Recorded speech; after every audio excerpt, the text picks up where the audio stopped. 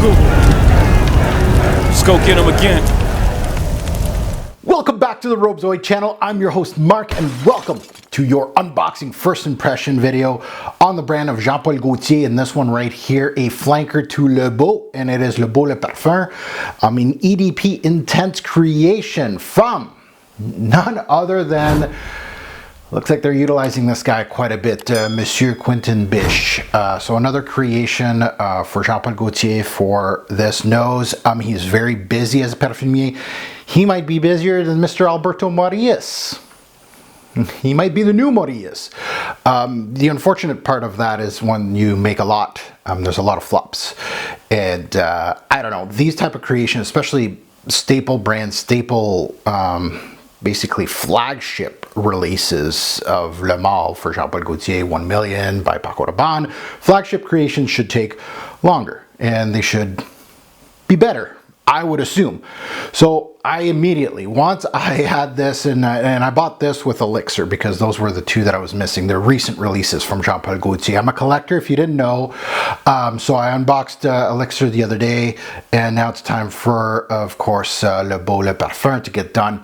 I immediately went to the note breakdown. I immediately went to Fragrantica, to be quite honest. I looked, I was like, oh, Biche is the perfumier. Let's take a look at the note breakdown. Please no tonka, please no vanilla. Please, please, please. Nope, there's tonka. Okay, well, there is some redeeming qualities. I see pineapple in here. I see coconut. I see iris, which is nice to see. There is some notes in here. We don't know which ones, at least I don't know which ones are going to be more prominent. But yeah, this is an unboxing. Of course, you're only going to get the first impression, the introduction of the fragrance on my skin on camera. You're going to have to wait for the test drive for, of course, longevity projection and dry down and all that. So I'm assuming it's going to be tonka heavy in the back end. Personally, I'm thinking. There's a lot of fruity or tropical nuances, and this one's known for, I got my Le Beau here. No, this is not, you know, I'm not gonna lie to you, this is not all usage. This fragrance was split for me way back when. As you can see, it was split 50%, so I haven't used much of Le Beau, to be quite honest. It's a middle of the pack Jean-Paul Gaultier release, personally for me, Le Beau. It has some redeeming qualities, that coconut note, but other than that, there is a lot, there's a lot missing in regards to really, you know, interest me in the release. So I'm assuming there's gonna be a little bit of that in here. Coconut comes back for this one. Let's get into it. Let's unbox this and see what I get. And obviously it's gonna go the hard way to be unboxed. It just doesn't want to go down the line here. That's fine. All we got is time, right, guys? Wow. Really? You're really just gonna... Okay. I like the matte finish of the can. Okay. Let's not break anything inside. I know that these do kick around a lot. You will get sometimes broken atomizers. So I'm trying to be careful, but at the same time, it's hard. She's nice. I love these bottle presentations. They definitely are heavier, bulkier than the original Le Male bottles, but they're absolutely gorgeous. I love the presentation of these. I'm not gonna lie. Atomizer's fine, so it made the transportation. It is a little wiggly, but that's fine. All right, we're ready. Let's see what I get out of this. It's gonna be my scent of the day. I'm not wearing anything, so obviously. Oh, I smell pineapple off the bat already. And I do have a test strip here. We'll do that, an official Robezoid test strip, you know, because I'm that official. Okay.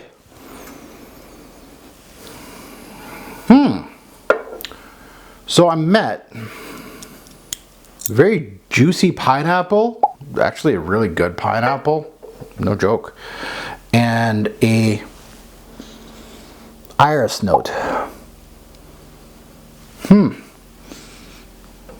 The pineapple is outstanding. I mean, it really is exactly, you know, it has some zing to it. It really has some watery aspects.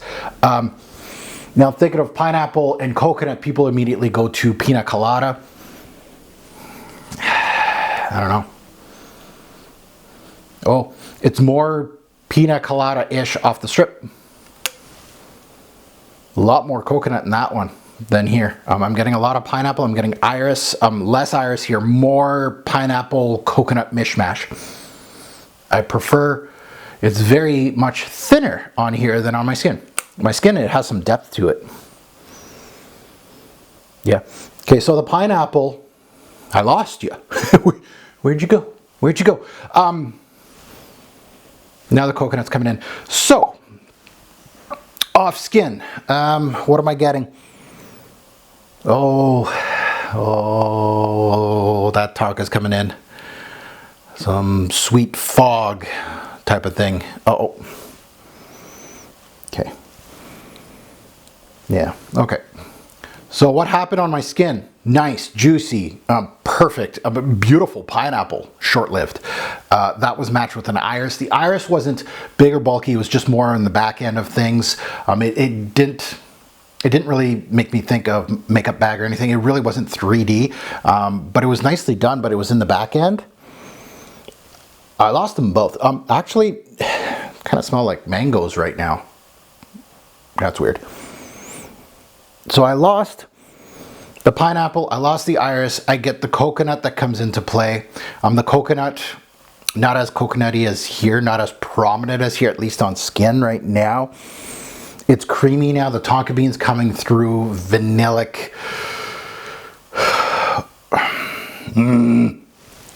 Bish. You know, you had something here. This was actually not too bad an introduction. Okay, well, okay. So initial impression, there's some good and some positives and some negatives here.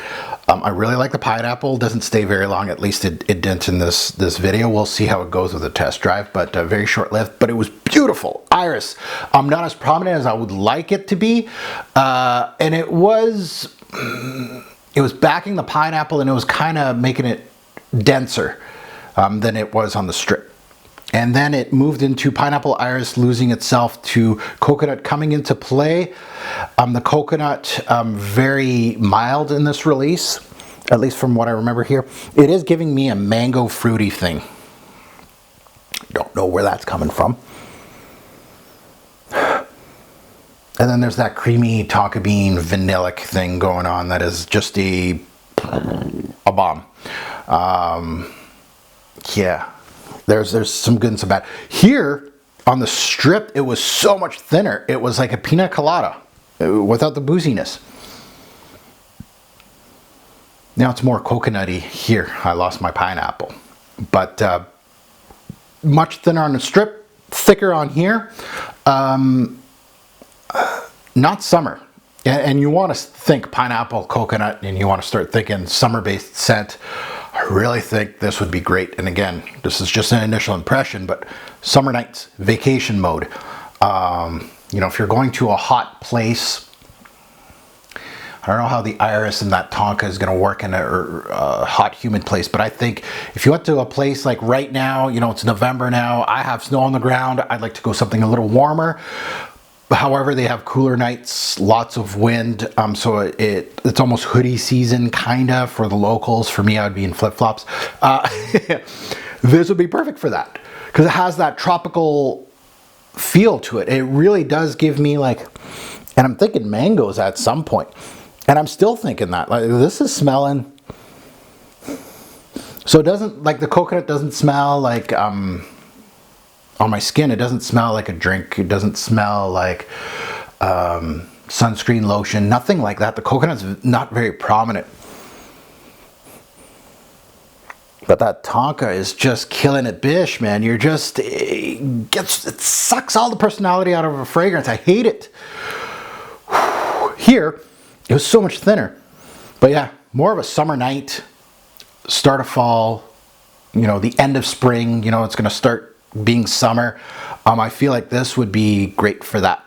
It has just that touch, and I think if you're going on vacation, like you're in a cold climate like me, and you're going to a warmer place, this would be a great travel buddy, a really great travel buddy. I really think this would be great for that. Yeah, so that's gone. Yeah, you know what? I want to like you, but there's something about you that I don't like. It's just that piece of your personality, that tonka vanilla bish. Monsieur Bish, we need to talk. That is not, I don't like that. But again, it's very sweet. I forgot to say that. Obviously, we got some fruity nuances. You got tonka bean. The tonka bean has no personality. You're not getting any cherry. I'm not getting any almond, at least not now. I may from the tonka. It's a very, he utilizes this very generic sweet bomb thing that goes in clouds over fragrances. So we'll see how it goes. But for now, that's my thought process in regards to this. There's some, I'm on the edge on this one. This is not a bad release. I think there's some good qualities here, and I can't wait to actually test it out a little bit more. And I like my sweet scents. So you got to remember that. I do like my sweet scents. I don't like my sweet generic scents, and I really don't like sweet summery fragrances. I'm just not into it. This could be a difference maker here in regards to sweet summery fragrance. Not that I'm going to wear it in the middle of the heat or anything, but I feel like there is some qualities there. So I'm on the fence on this one. I kind of like it. I kind of do. And I'm getting different aspects, so I don't know which face I'm going to get when I start wearing this in the high heat. When I'm going to wear this out. Am I going to get a thicker, denser fragrance that I had on my skin there just today? It feels denser on my skin than it did on the strip. On the strip, it was thinner. And if it is the denser version, then Summer Nights is probably perfect for it. So now that you heard my take, I'd love to see yours in the comments below. Absolutely love hearing your take in regards to especially designer releases from flagship releases. You know, this is not part of Le Male, but they stole its body and chiseled it. So it's not part of the Le Male family, but it kind of is. It's like his cousin, his chiseled cousin, I guess. And that's it. Yeah, I'd love to see your takes on that. And as always, a great pour fragrance will make a lasting impression. Choose your Le Male, Le Beau flanker wisely. Think about it. Thanks for watching. Have a good one.